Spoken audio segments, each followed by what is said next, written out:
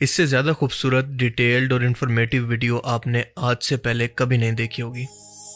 آئیں آج آپ کو آج سے 1400 سال پہلے کے زمانے کے اندر ویژول ٹیکنالوجی اور آرٹیفیشل انٹیلیجنس کی مدد سے واپس لیے چلتے ہیں اور آپ کو دکھاتے ہیں کہ رسول اللہ صلی اللہ علیہ وسلم کا گھر، آپ کا محلہ اور وہ گلیاں کیسی تھی جہاں سے آپ گزرا کرتے تھے۔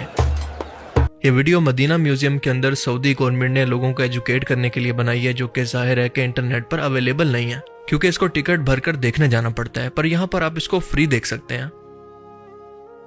تو ہماری ویڈیو شروع ہوتی ہے رسول اللہ صلی اللہ علیہ وسلم کی ازواج مطہرات یا پاک بیویوں کے گھروں سے، جو کہ اس زمانے کے حساب سے کچے گھر ہیں۔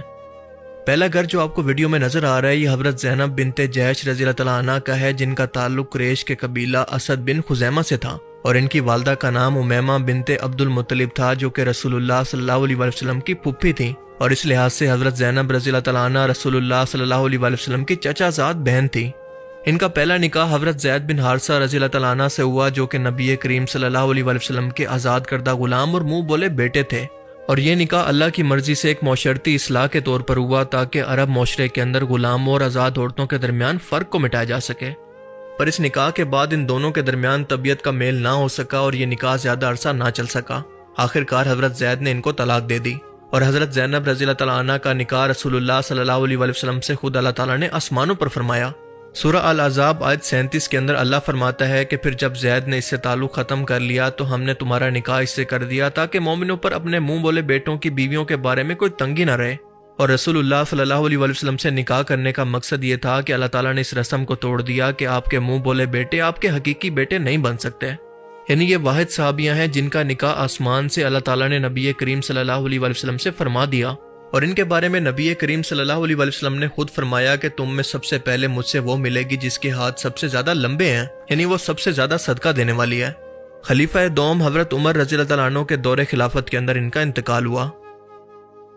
اب ذرا اس سے آگے بڑھیں تو حضرت ام سلمہ رضی اللہ تعالیٰ عنہ کا گھر آتا ہے، جو کہ نبی کریم صلی اللہ علیہ وسلم کی نہایت عقل مند، باوقار اور عقل مند بیوی تھی، اور انہوں نے اسلام کے کئی اہم لمحات کے اندر رسول اللہ صلی اللہ علیہ وسلم کی مدد کی اور مشورے دیے۔ اب سب لوگوں کو یقیناً صلح حدیبیہ کا مشہور واقعہ تو یاد ہوگا، جب 1400 صحابہ کرام احرام پہن کر عمرہ کے لیے مکہ مکرمہ پہنچے، لیکن مکہ کے سرداروں نے انکار کر دیا۔ تب آپ صلی اللہ علیہ وسلم نے مکہ کے مشرک سرداروں سے صلح حدیبیہ فرمائی، اور صلح کے بعد نبی کریم صلی اللہ علیہ وسلم نے اپنے صحابہ کو 3 بار حکم دیا کہ احرام کھول دو اور اپنی قربانی کر لو، لیکن کسی ایک شخص نے بھی آپ کی بات نہ مانی، یعنی صحابہ کرام اس صلح سے بہت ناراض تھے اور چاہتے تھے کہ آپ صلی اللہ علیہ وسلم اپنے اس فیصلے پر نظر ثانی کریں۔ آپ صلی اللہ علیہ وسلم اپنے خیمے میں گئے اور حضرت ام سلمہ کو یہ بات بتائی تو انہوں نے مشورہ دیا کہ اللہ کے رسول آپ باہر جا کر خود قربانی کریں اور اپنا سر منڈوا لیں، اور یہ لوگ خود بخود آپ کی پیروی کریں گے۔ نبی کریم صلی اللہ علیہ وسلم نے ایسا ہی کیا، باہر آئے، قربانی کی، اپنا سر منڈوایا، اور یہ دیکھ کر تمام صحابہ کرام نے فوراً اس پر عمل کیا اور یہ معاملہ ختم ہو گیا۔ اور یہ حضرت ام سلمہ کی ذہانت کا بس ایک واقعہ ہے۔ ان کا تعلق بنو مخزوم قبیلے سے تھا، یعنی بہت ہی اونچا عرب کے اندر ان کا سٹیٹس تھا، اور بہت ساری احادیث روایات خاص طور پر ان کی طرف سے بیان کی گئی ہیں، خاص طور پر خواتین کے مسائل سے متعلق۔ رسول اللہ صلی اللہ علیہ وسلم نے ان سے دل جوئی کی خاطر ان کو سہارا دینے کے لیے ان سے بڑھاپے کے اندر نکاح فرمایا، کیونکہ رسول اللہ صلی اللہ علیہ وسلم کی رسالت پر ایمان لانے کے بعد جب ام سلمہ اور ان کے شوہر حضرت ابو سلمہ مدینہ ہجرت کرنا چاہتے تھے تو ان کے قبیلے نے ان کے بیوی اور بچوں کو جدا کر دیا۔ اب ان کے شوہر تو مدینہ روانہ ہو گئے، لیکن ان کے بچے کو سسرال نے چھین لیا اور ام سلمہ کو ان کے قبیلے نے وہیں پر روک لیا، اور وہ پورے 1 سال تک اسی غم کے اندر رویا کرتی۔ آخر کار پورے 1 سال کے بعد ان قبیلے کے لوگوں کو ان پر رحم آ گیا اور ان کو چھوڑ دیا گیا، اور یہ واقعہ حضرت ام سلمہ کے صبر اور وفا کی بہترین مثال ہے۔ ابو سلمہ کی وفات کے بعد حضرت ام سلمہ کو انتہائی صدمہ ہوا۔ نبی کریم صلی اللہ علیہ وسلم نے یہ دیکھا تو ان سے نکاح کا پیغام بھیجا۔ حضرت ام سلمہ نے یہ سنا تو جواب دیا کہ میں بوڑھی ہوں، میرے بچے بھی ہیں اور میں غیرت والی عورت ہوں۔ نبی کریم صلی اللہ علیہ وسلم نے فرمایا کہ اللہ تمہارے بچوں کا ولی ہوگا، تمہاری غیرت کو دور کرے گا اور تمہاری عمر کے اندر برکت دے گا، اور اس طرح سے وہ امہات المومنین بن گئی۔ ام سلمہ کے گھر سے تھوڑا سا آگے بڑھیں تو ان کے بالکل ساتھ خاتون جنت، جنتی عورتوں کی سردار، رسول اللہ صلی اللہ علیہ وسلم کی سب سے لاڈلی بیٹی مولا علی علیہ السلام کی زوجہ اور حسن و حسین کی ماں بی بی فاطمہ کا گھر ہے، اور ان کے مرتبے کے لیے تو الفاظ بھی کم ہیں۔ بس یہ جان لیں کہ رسول اللہ صلی اللہ علیہ وسلم نے فرمایا کہ فاطمہ میرے جگر کا ٹکڑا ہے، جس نے فاطمہ کو تکلیف دی اس نے مجھے تکلیف دی۔ ایک بار جب نبی کریم صلی اللہ علیہ وسلم سے پوچھا گیا کہ آپ کو سب سے زیادہ محبوب کون ہے، آپ صلی اللہ علیہ وسلم نے فرمایا کہ فاطمہ، حضرت فاطمہ جب آپ سے ملنے آتی تو رسول اللہ صلی اللہ علیہ وسلم ان کے استقبال کے لیے کھڑے ہو جایا کرتے۔ حضرت فاطمہ کے گھر کے بالکل پیچھے رسول اللہ صلی اللہ علیہ وسلم کی ایک اور زوجہ حضرت سودا کا گھر تھا، اور یہ نبی کریم صلی اللہ علیہ وسلم کی دوسری بیوی تھی، جن سے آپ صلی اللہ علیہ وسلم نے حضرت ختیجہ کی وفات کے بعد نکاح فرمایا۔ حضرت ختیجہ کی وفات کے بعد نبی کریم صلی اللہ علیہ وسلم بہت غمگین تھے، اور حضرت سودا بھی اس وقت بیوہ ہو چکی تھیں۔ وہ بوڑھی، سادہ مگر دیندار اور باوقار خاتون تھی۔ نبی کریم صلی اللہ علیہ وسلم نے ان سے نکاح فرمایا تاکہ گھر کا نظام سنبھالنے والی کوئی عورت موجود ہو اور ایک نیک اور بزرگ عورت کو سہارا دیا جائے۔ حضرت عائشہ رضی اللہ تعالیٰ عنہا فرماتی ہیں کہ میں نے سودا سے بڑھ کر کوئی عورت نہیں دیکھی جو کہ سیدھی سادی، دل کھول کر صدقہ کرنے والی اور اپنی باری مجھے بخشنے والی ہو۔ اور ایسا حضرت عائشہ نے اس لیے کہا کہ جب حضرت سودا کی عمر بڑھنے لگی اور نبی کریم صلی اللہ علیہ وسلم کو حضرت عائشہ زیادہ محبوب ہو گئی تو حضرت سودا نے اپنی باری حضرت عائشہ کو دے دی تاکہ وہ قیامت کے اندر نبی کریم صلی اللہ علیہ وسلم کی بیوی کہلانے کا شرف حاصل کر پائیں۔ ان کا انتقال بھی حضرت عمر کے دور خلافت کے اندر ہوا۔ حضرت فاطمہ کے گھر کے برابر کے اندر دائیں طرف امہات المومنین حضرت عائشہ کا حجرہ تھا، جو کہ رسول اللہ صلی اللہ علیہ وسلم کی حضرت ختیجہ کی وفات کے بعد سب سے محبوب بیوی تھی۔ صحیح بخاری میں آتا ہے کہ حضرت عمرو بن عاص نے پوچھا کہ اے اللہ کے رسول، آپ کو سب سے زیادہ محبوب کون ہے؟ آپ صلی اللہ علیہ وسلم نے فرمایا کہ عائشہ۔ عمرو نے پوچھا کہ مردوں میں سے؟ آپ نے فرمایا کہ اس کے والد ابو بکر صدیق۔ حضرت عائشہ نے 2210 سے بھی زیادہ احادیث روایت کی، اور صحابہ کرام ایون کے بڑے بڑے فقہ بھی ان سے علم سیکھنے آیا کرتے۔ حضرت عروہ بن زبیر فرماتے ہیں کہ میں نے کسی کو عائشہ سے بڑھ کر قرآن، حدیث، فقہ، طب، شعر، نسب اور عرب کے واقعات کا علم رکھنے والا نہیں پایا۔ جب منافقین نے حضرت عائشہ پر جھوٹا الزام لگایا، واقعہ افق ہوا تو اللہ تعالیٰ نے سورہ نور کے اندر قرآن کی آیات نازل کر کے ان کی برات فرمائی۔ اللہ نے خود فرمایا کہ بے شک وہ لوگ جھوٹے ہیں، یعنی اللہ نے حضرت عائشہ کی پاکیزگی کی گواہی دی۔ نبی کریم صلی اللہ علیہ وسلم نے اپنے آخری دن حضرت عائشہ کے گھر پر گزارے، اور اپنی وفات سے پہلے آپ کا سر مبارک حضرت عائشہ کی گود میں تھا۔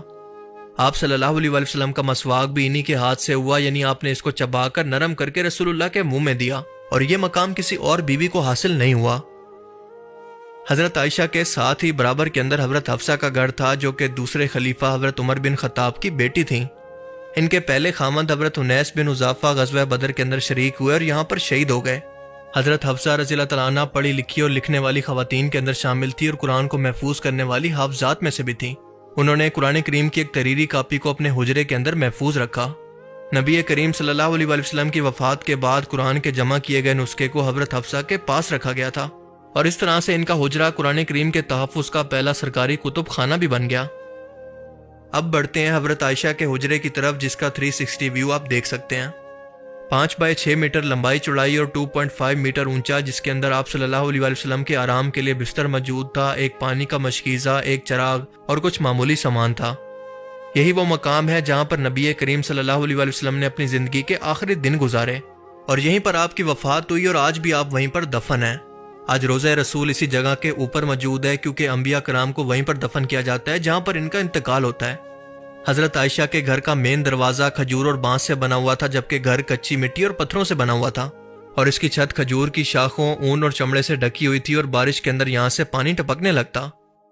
حضرت عائشہ کے گھر سے جڑا ہوا ایک دروازہ مسجد نبوی کا دروازہ بھی تھا، اور یہ دروازہ جو آپ دیکھ رہے ہیں یہ وہی دروازہ ہے جو مسجد نبوی اور گھر میں آنے جانے کے لیے استعمال ہوتا۔ آئیں ذرا اب اس دروازے سے اندر داخل ہوتے ہیں، اور یہ تھا مسجد نبوی کا نقشہ آج سے 1400 سال پہلے۔ 11 ہجری میں رسول اللہ صلی اللہ علیہ وسلم کی وفات کے بعد جب حضرت ابو بکر کا انتقال ہوا، تب وہ کیونکہ والد تھے اور محرم تھے تو بنا کسی پردے کے حضرت عائشہ گھر کے اندر جا سکتی تھیں، لیکن جب حضرت عمر کا انتقال ہوا تو وہ کیونکہ نامحرم تھے تو ایک پردے کے ذریعے دونوں قبروں کو ایک پردہ لگا کر الگ شناخت دی گئی، جیسا کہ آپ دیکھ سکتے ہیں کہ یہ ہے رسول اللہ صلی اللہ علیہ وسلم کی قبر مبارک، اور یہ ہے حضرت عائشہ کے والد حضرت ابو بکر صدیق کی اور خلیفہ دوم حضرت عمر کی۔ اب رسول پاک صلی اللہ علیہ وسلم کی قبر کو الگ کرنے کا مقصد یہ تھا کہ لوگ رسول اللہ کی قبر کی زیارت کر سکیں اور یہاں پر آ کر سلام عرض کر سکیں۔ اور آپ کو بتاتا چلوں کہ اسی حجرے کے اندر ایک چوتھی قبر کی جگہ بھی موجود ہے جو کہ حضرت عیسیٰ علیہ السلام کے لیے مخصوص ہے کہ جب وہ واپس آئیں گے تو اسی جگہ پر دفن ہوں گے۔